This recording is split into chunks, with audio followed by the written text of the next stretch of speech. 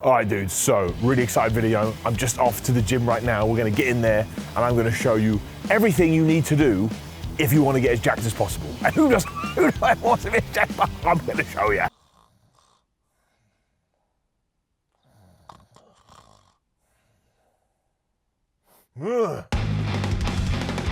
Simon the Bald A-hole here. Thank you once again for joining me. As you've seen from the title, today we are going to get into what happens when you hit a gym plateau. But just quickly too, like the world has kind of opened up again here in England, so we can venture away from the desk soon. So keep an eye on future videos. I got a few little things planned. Gonna try and evolve the channel and get you more, well, in-gym content when it comes to, well, the gym. That's the worst sentence I've ever said in my life. One of the most important things, or one of those worrying things that is gonna happen to 100% of people that go to the gym is eventually you're gonna hit a gym plateau. What is a gym plateau? It's when all of a sudden, all your progression is gonna stop. No matter what you do, your body is just gonna flip you off. I'll cover it just in case YouTube doesn't like it. It's gonna flip you off and it's gonna say, I don't like you anymore. I can't believe that you own me. And now I'm going to get back at you by just stopping working. And what are you gonna do? You're gonna hit yourself? No. You're gonna look like a super buffoon if you do that. Also, you will end up with bruises and people will say to you, where do you get the bruises? And you go, I hit myself. And they go, don't be friends with that guy anymore. He's an absolute Fruit Loop. But it is something you should be prepared for. You never know what's gonna come. It's a bit like a serial killer. You're just gonna pop your head out one day and get stabbed right in the face. If you can notice it sort of beforehand,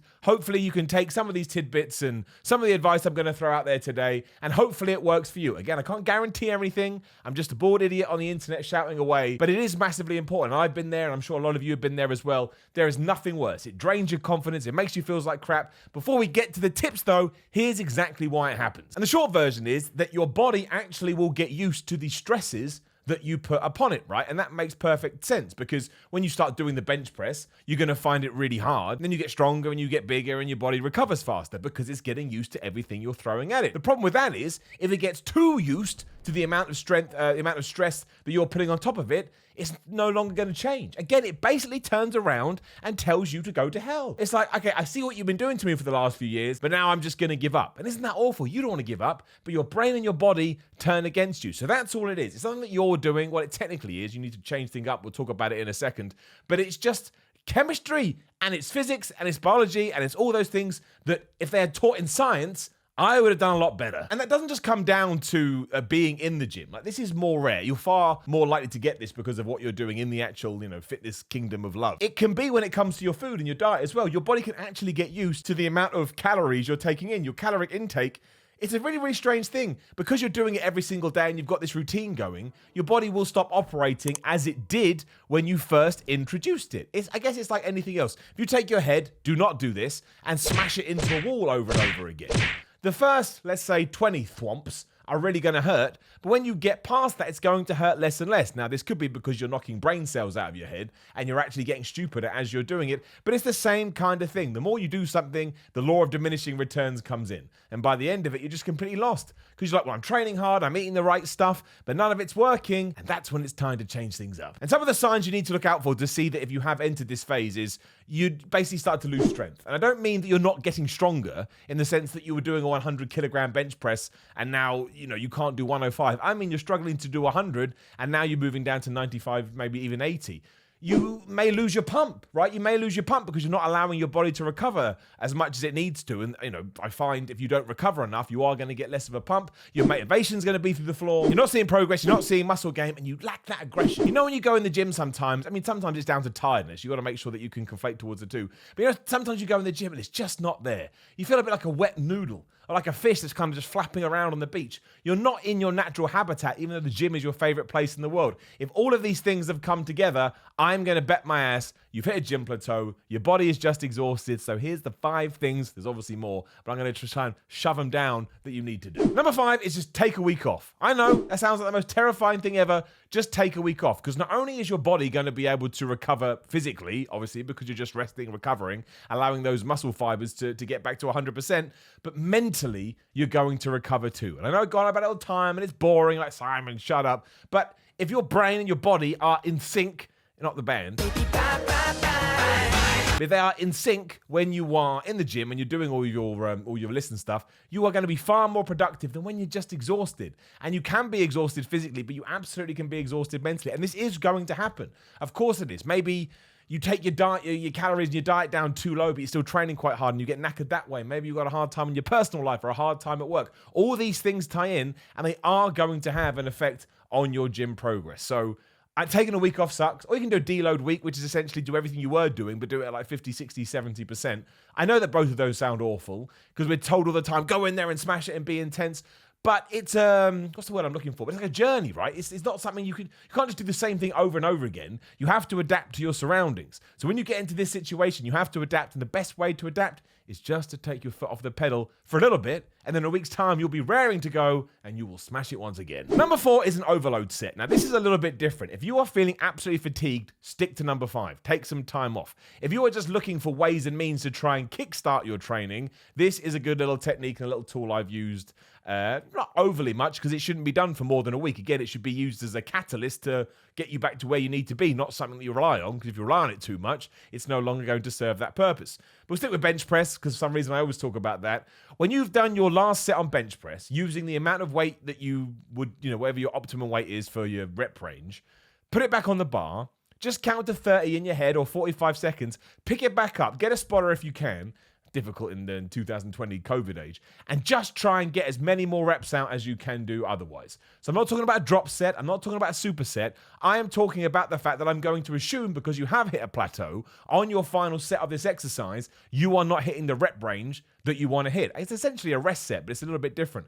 Put it back on, rack it, 30 seconds, calm, think about it, get it out, as many as you can do. Because that way, you have still achieved the amount of reps you were going for. You've just kind of used time in order to allow your body to recover a little bit. Do that for a week, do that for 2 weeks, then hopefully that should get you over the hump. And on your last set, you should now be saying, hey man, I'm doing those little bit extras that I want to, because most people do 4 sets and they want to go good, great, awesome, best, right? If you haven't got that best on the last set, you feel bad. This is another way to do it. You can do drop sets and supersets too. Absolutely a great way to kickstart your program as well. But I think most people do that in 2020, right? So you kind of want to look for these other little things. And number 3 is choose a completely new rep range. Right? Let's say that you've been hanging around in the 6 to 8 rep ranges. Let's say you've been kicking ass at the 14 to 16, the 10 to 12. Pick another one for a little bit. You don't have to do it forever. You can just bring it in for a month, whatever you have to do to get over this hump. And I tell you, if you have been doing 4 to 6 rep ranges, forget about strength at the moment. Of course, if you're training for strength, you want to get back there. But if you have been doing 4 to 6 rep ranges and then you smash it up to 12 to 14 reps and you are getting to that 14 reps, you are going to be dying inside. Your body is going to be surprised. Your body is going to hate you. It's basically like, the Empire Strikes Back. You're now proving, even though it tried to stop you, you're now stopping it. It's a terrific thing to do. And it's the same the other way. Your body is not used to it. So it's going to be massively confused. And also, it'll be exciting for you, right? It's going to be exciting for you. Think about changing your diet a little bit as well. When we come up with these new things, even if you literally, let's say you were having oats for your second meal of the day. If you all of a sudden you bring in rice, it sounds really boring, but simply it being different and you having to prepare it differently does something to your brain. It just does. It makes it more interesting. I don't know why it happens, but the human species is bonkers. Number 4, another obvious one is change your exercises. I know there's not actually that many exercises when you get into it, or even change the way you do it. If you are doing back and you always start with pull-ups, do deadlifts first, do pull-ups last. If you are doing chest and you do bench press first, do it last. Like, bring in different and new things. Maybe you just do machines for a week. Maybe you just do free weights. Take whatever you're doing, flip it on its head, and do the other thing. And again, I'm not talking about changing your program forever. There's always going to be a shelf life to all of these things. I'm talking about when you think your program is still working, but your body needs something else to get back to it. That's when you incorporate all this stuff in. And again, listen to your body and listen to your head, listen to your brain. If you do take on all this stuff and you think, oh my gosh, I'm making better progress than I did before, stick with it. Don't change it back just because I've got only do it for a couple of weeks. Listen to your body is the greatest advice I was ever given when it came to the gym. And people go, oh, don't feel very well. Should I go to the gym? Ask yourself if you're actually going to have a decent session. I actually do believe in the whole, if it's above the neck, you should go to the gym in terms of a cold. If it's below the neck in your lungs and stuff, you should probably rest. That's actually quite a good system to go by. But you know. And if you have to ask yourself the question, I'm going to probably bet you're going to benefit more from a rest day. I know rest days suck, but they are there for a reason. And number 1 is just lift heavy for a week and eat loads. I know that sounds nuts, and if you're preparing for a competition or something, you're not going to be able to do this, but that's when you should reach out to the expert, reach out to a personal trainer or a friend or something like that. But I tell you, when you need something to just light a flame under your progress, and you just think, I'm not saying eat crap, I'm just saying increase your calories, lift as heavy as you possibly can, and don't forget heavy is all relative. If you've never done a 25 kilogram deadlift before, don't go, it's rubbish. No, it's not. It's good for you. And if anyone says otherwise, they're an absolute jackass and they should go swim in the sea for the rest of their life. They can hang out with those fishes we were talking about earlier.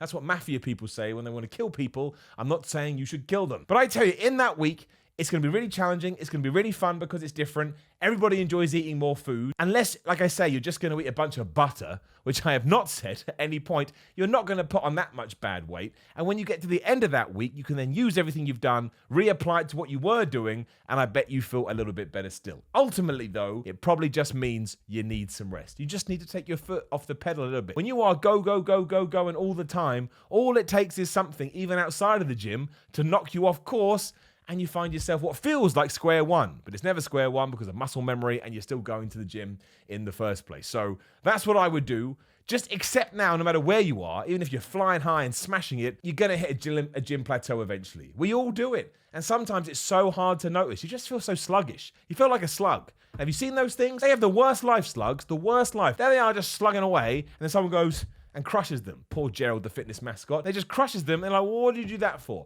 And they have a shell. They have a flipping shell. That's more of a snail than a slug. Point is, snails count too. Snails have shells on them. They're probably like, oh, sweet, I'm protected. No one saw that flapping size 11 Doc Marten coming down to crush it.